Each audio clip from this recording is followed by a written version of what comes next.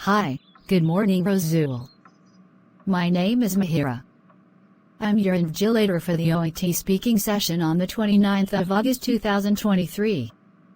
How are you doing? Hi, good morning. I'm good. Thank you for asking. How about you? Well, I'm great.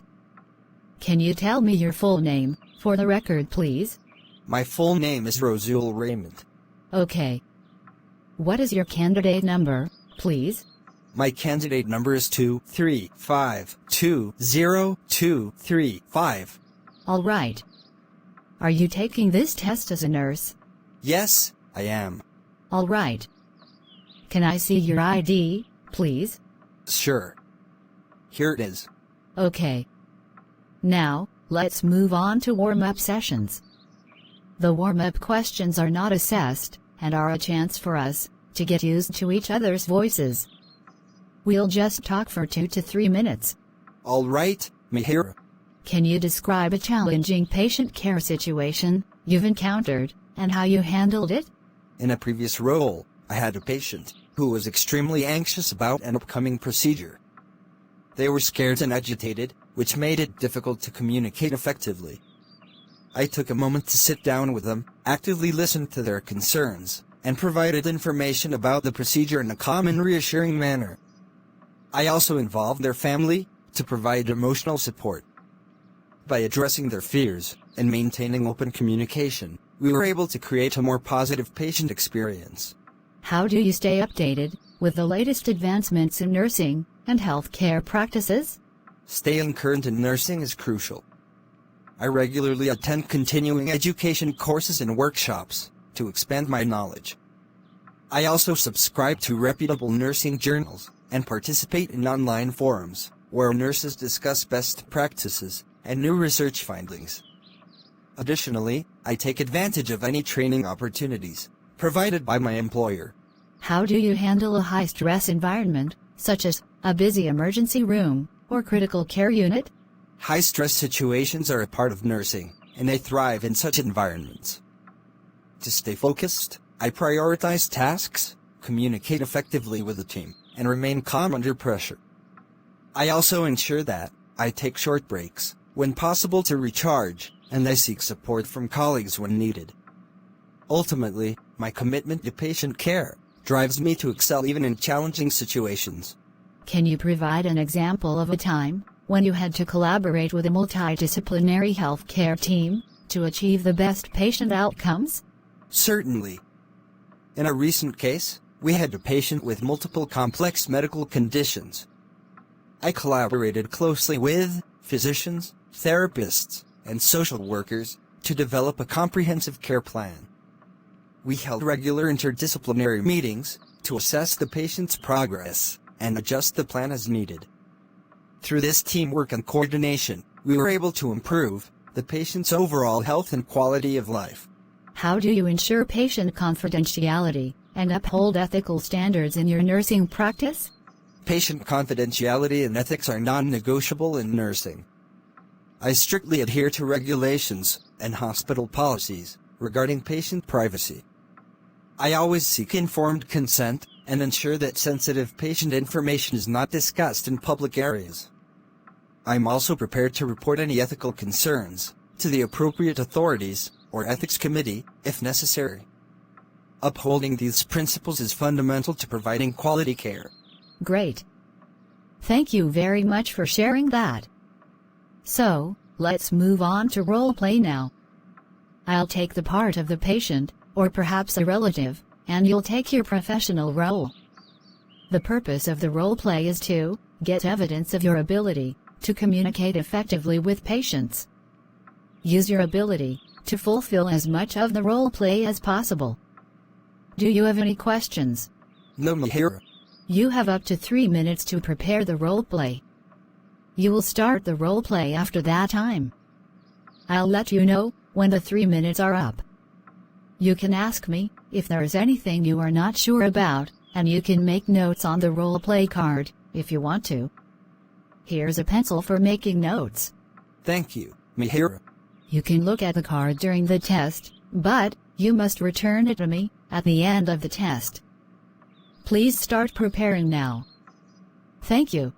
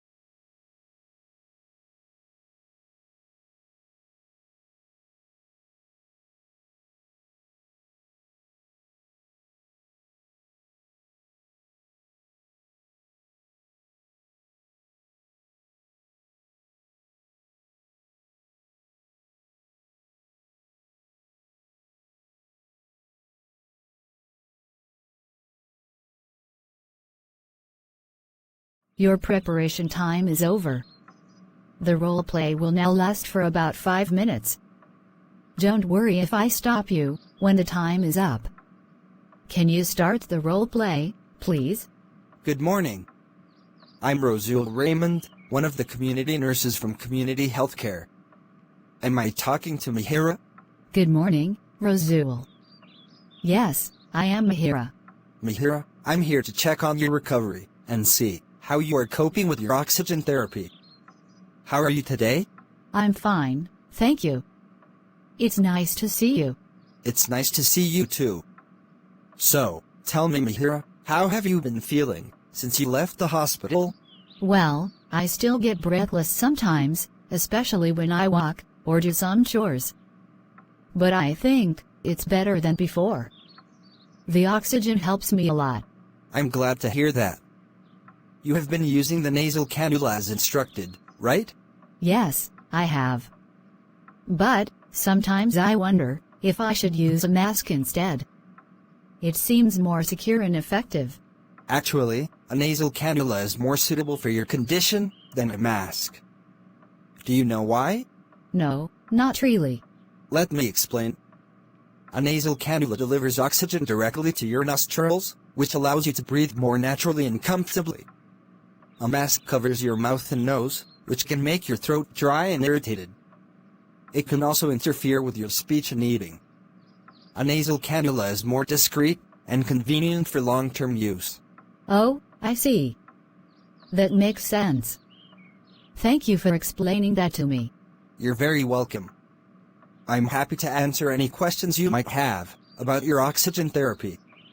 And do you have any concerns or questions? Well, I'm worried about how long I will need to use the oxygen therapy. Will I ever be able to breathe normally again? I understand your concern, Mihiraa. It's natural to feel anxious about your health and future. But please don't lose hope. You have made a good recovery from pneumonia, and your lungs are healing gradually. Oxygen therapy helps you get enough oxygen and prevent further complications. It's not a permanent solution, but a temporary support until your lungs regain their full function. Really? So, is there a chance that I can stop using oxygen therapy someday? Yes, there is a chance, depending on your progress and response to treatment. Your doctor will monitor your condition closely and adjust your oxygen therapy accordingly. You can also help yourself by following some simple tips, such as quitting smoking if you smoke, avoiding exposure to air pollution and allergens, eating a balanced diet, drinking plenty of fluids, and doing some gentle exercises as recommended by your physiotherapist. Thank you for the advice, nurse. You are very kind and helpful. It's my pleasure, Mihiraa. I'm here to support you and make sure you are comfortable and safe at home. Is there anything else I can do for you today? Well, there is one thing that bothers me a lot. What is it, Mihiraa? The hospital food was terrible. It was bland and boring, and made me lose my appetite. Oh, I'm sorry to hear that. The hospital food is not always the best, but it's meant to be nutritious and suitable for your condition. But can't I have some variety and taste in my food? Can't I have some of my favorite dishes or spices? Well, it depends on what they are and how they affect your breathing and oxygen levels.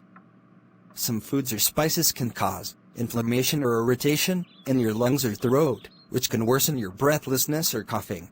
Like what? For example, foods that are too salty, spicy, oily, or acidic can be harmful for your lungs or throat. You should also avoid foods that are too cold or hot, as they can trigger coughing or wheezing. So, what can I eat then? You can eat foods that are mild, moist, soft, and easy to swallow. You should also eat foods that are rich in protein, iron, vitamin C, and antioxidants, as they can help boost your immune system and heal your lungs. Can you give me some examples of such foods? Sure. Some examples are eggs, lean meat, fish, beans, nuts, seeds, fruits, vegetables, oats, rice, and honey. You can also add some herbs or spices that are beneficial for your lungs or throat, such as ginger, garlic, turmeric, mint, or cinnamon. I see. Thank you for the suggestions. I'll try to follow them as much as possible. You're welcome. I hope you enjoy your food and feel better soon. Well then, I'll leave you to rest now. But before I go, let me remind you that, if you experience any problems or difficulties with your oxygen therapy or anything else related to your health, please don't hesitate to call me or the community healthcare anytime. We are always ready to assist you. Thank you very much, nurse. You are a wonderful nurse. Thank you for your kind words, Mihiraa. You are a wonderful patient. Take care and get well soon. That is the end of your OET-speaking roleplay. All the best. Thank you. Thank you for watching. Please, like this video and encourage us. Subscribe and stay tuned for more videos. Kindly comment your suggestions and help us do better.